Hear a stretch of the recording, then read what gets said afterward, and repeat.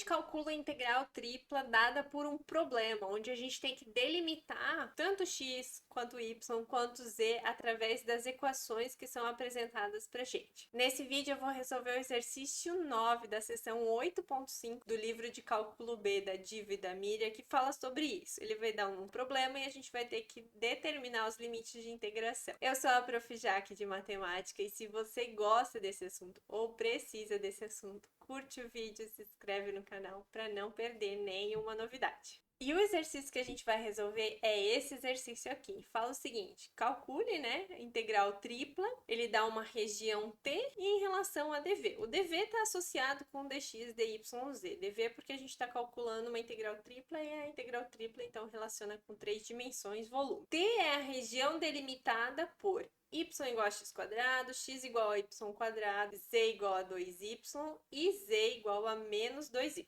Então, a gente tem algumas equações que tem z e outras que não tem z. Da mesma forma que a gente faz lá para a integral dupla, aqui a gente vai fazer o mesmo tipo de análise. No caso aqui, a gente não tem nenhuma função que está sendo integrada ali dentro, na integral dupla, né? A integral de 1, a integral tripla de 1. Então, a gente vai calcular o volume dessa região e seria análogo que a gente faz lá para a integral dupla. Mas nesse caso a gente já vai construir a integral tripla. Então a gente vai separar o que tem z do que não tem z. Então eu tenho z igual a 2y e z igual a menos 2y. E aí a gente vai olhar para os caras que não tem y.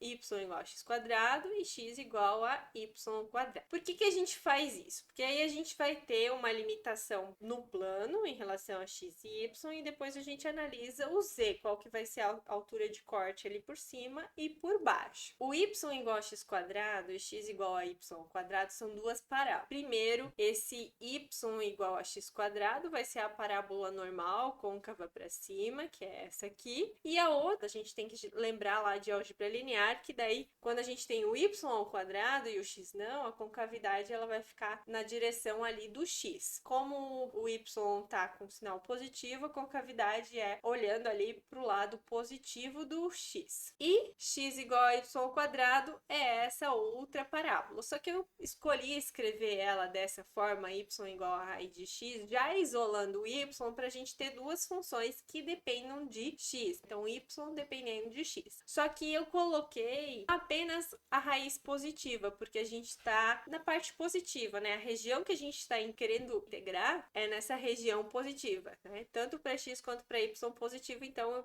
eu só vou analisar, eu só vou precisar do pedaço dessa parábola x igual a y quadrado, onde o x e o y são positivos, então eu posso reescrever como y igual a raiz de x. E, portanto, da mesma forma que a gente analisava lá a região do tipo 1, região do tipo 2, a gente pode fazer aqui para essa região, mesmo que for uma integral tripla. Então, eu vou pensar que a limitação ali seria do tipo 1, porque o x está limitado por constante, então de 0 a 1. E o y, ele vai, então, dessa parábola aqui por baixo até aquela ali de cima. Ou seja, o y vai do x quadrado, que é a parábola de baixo, até a raiz de x. Quando a gente olha ali no plano xy, a gente não está olhando o z, mas aqueles gráficos que a gente desenhou ali no plano xy se estendem para o eixo z. Então, eles não são só curvas, eles são superfícies. Mas a gente só olha de cima para facilitar a nossa interpretação. O que acontece? Como a gente está falando de x e y só positivos, essa região ali é só com x e y positivo,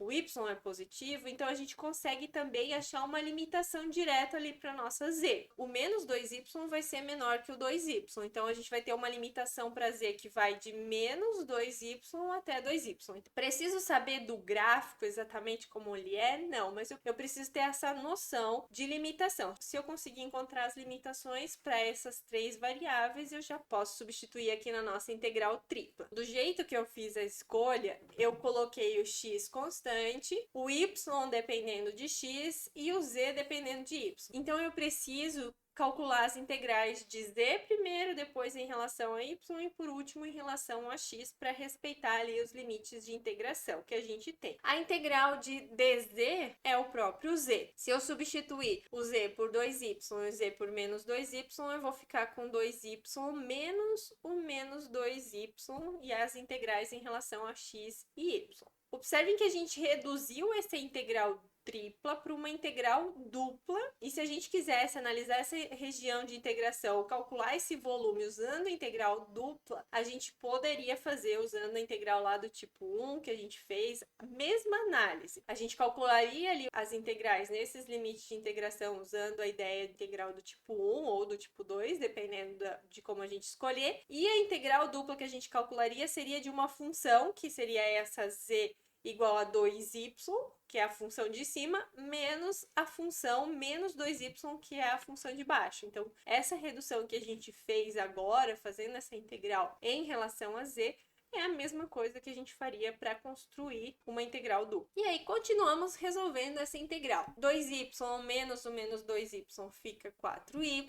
A integral de 4y dy vai ficar 4y² sobre 2, avaliado ali no intervalo de x² raiz de x. Posso simplificar 4 por 2, fica só 2y². E substituindo, a gente tem essa expressão aqui. Primeiro no limite superior, que é o raiz de x, depois no limite inferior, que é o x².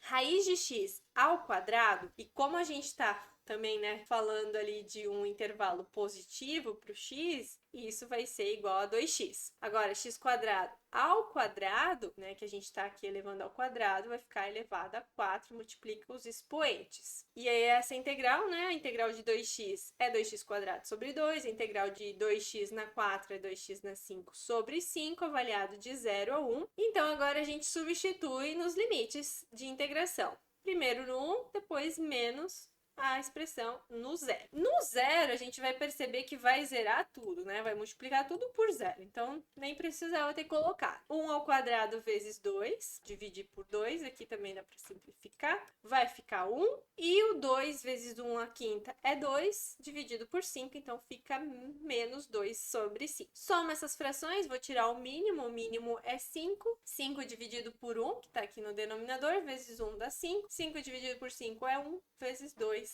dá 2. Então, a gente tem 5 menos 2, que é 3/5. E essa é a resposta da nossa integral tripla. A gente fez um processo muito similar ao que a gente fazia lá para integral dupla. Nesse caso, essa função, a região que a gente estava integrando, nos permitiu. Esse tipo de análise a gente pode fazer também para qualquer outra situação, mas eventualmente a gente não vai só analisar o z, como eu fiz aqui, separar o z e analisar só o x e o y. Mas é bem comum a gente separar as equações que dependam das 3 variáveis daquelas que dependam só de 2 variáveis. E não necessariamente precisa ser só em relação a x e y, pode ser x e z ou y e z também. Espero muito que esse vídeo tenha te ajudado a entender ali como funciona esse processo de determinar os limites de integração para uma integral tripla.